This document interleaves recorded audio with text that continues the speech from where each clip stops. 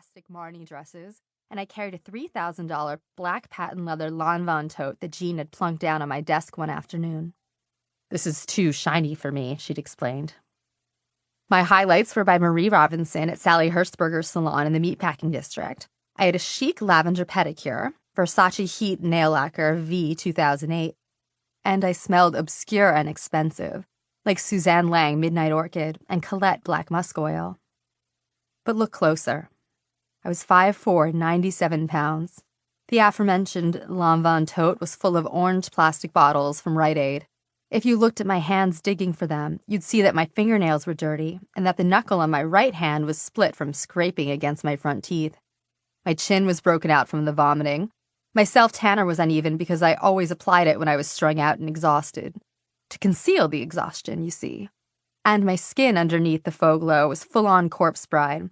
A stylist had snipped out golf ball-sized knots that had formed at the back of my neck when I was blotto on tranquilizers for months and stopped combing my hair.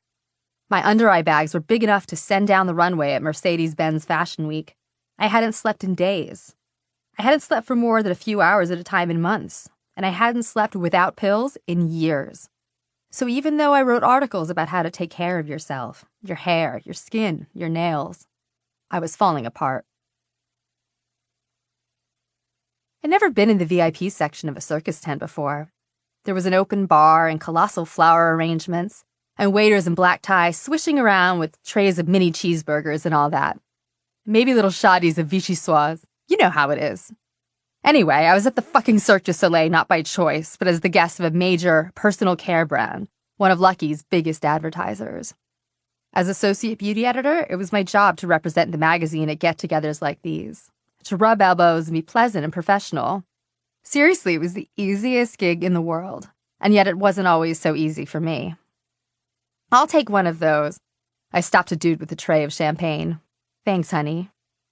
"Hi, Kat," a beauty publicist with a clipboard said. "Thanks so much for coming." "Good to see you," I lied. Thunder clapped outside. "The gang's over there," she said. The publicist was referring to the usual group of beauty editors, my colleagues. They were from every title you've ever heard of. Teen Vogue, Glamour, Elle, Vogue, W, Harper's Bazaar, InStyle, O, Shape, Self. I attended events alongside them every day, and yet I never felt like I belonged. I'd spent years trying to get into their world, interning, studying mastheads, interviewing all over town. But now that I was one of them, I felt defective, self-conscious and out of place in the dreamy career I'd worked so hard for, and unable to connect with these chic women I'd idolized. I could barely make small talk with them. It probably didn't help that I was always strung out on Adderall, an amphetamine pill prescribed for the treatment of attention deficit disorder. How much Adderall was I always strung out on, you ask? Lots of Adderall. Enough Adderall to furnish 400 Damien Hirst pharmacy installations. Enough Adderall to suppress all the appetites of all the starving children in the world. Enough... Well, you get the idea.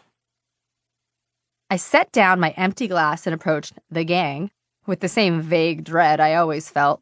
A few women nodded hello. "How are things at Good Housekeeping?" I asked an editor with a Hitchcock blonde bob.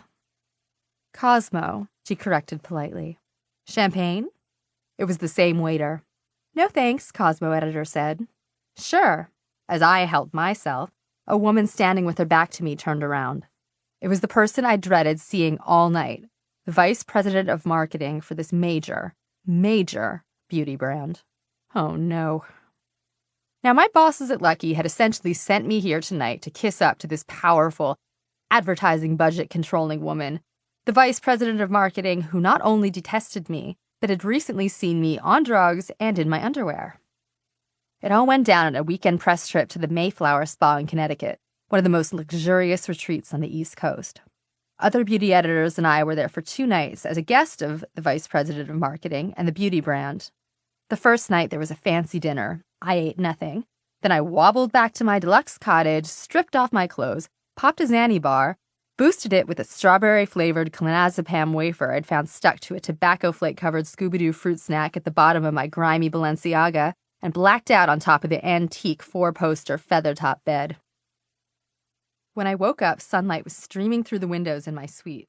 There was a lipstick-smeared drool stain on the frette linens, and someone was shouting.